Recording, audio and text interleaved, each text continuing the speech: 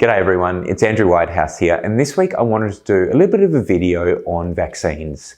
Now, over the last few months we've seen quite a significant uptick in the discussions around vaccines and autism. So what I wanted to do is a bit of a video just to give you a little bit of a primer on the history of this and what the scientific evidence is in this area. So the origin of vaccines and autism being said in the same sentence goes back to a 1998 paper which linked autism and gut problems, and in total the investigators sought to link that with vaccines and the measles, mumps, rubella vaccine as the origin or the catalyst for the development of autism. Now, there's been a significant amount of investigations into that study since, and what was found is that there were significant methodological flaws, significant logical flaws, but also significant ethical violations and ultimately fraud in the whole of the scientific paper and certain investigators.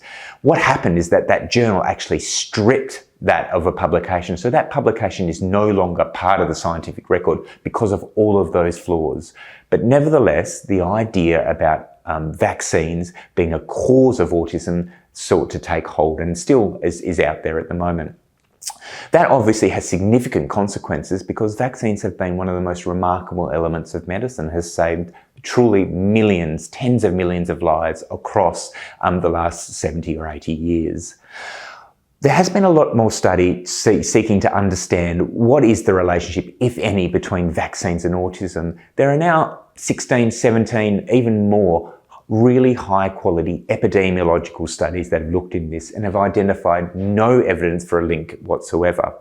One study what I wanted to highlight is one that took place in Denmark. Now, what they did is they looked at over 500,000 children, around 82% of whom had received the measles, mumps, rubella vaccine. And then they compared the rate of autism amongst that 82% versus the other children who did not receive the vaccine.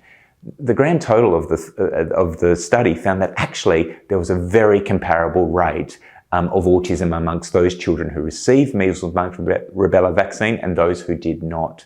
Now, with a study sample that large, we would expect even the smallest link to be uncovered in that regard. And as I said, there have been 15, 16, 17 further high quality studies that have showed similar results. So my message here is that the scientific evidence is really clear in this regard, that measles, mumps, rubella vaccine does not cause autism in any way, shape or form. And it's really important that vaccinations are important for your kids' health and their ongoing well-being.